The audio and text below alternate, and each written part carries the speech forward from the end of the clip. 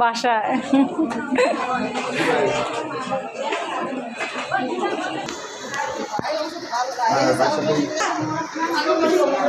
হ্যাঁ হ্যাঁ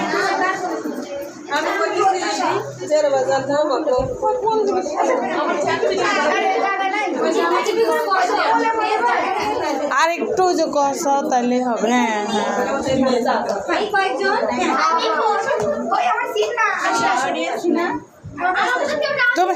হ্যাঁ তুমি পিছনে একটু যাও, তুমি একটু পিছনে যাও লোক দে তাহলে হবে।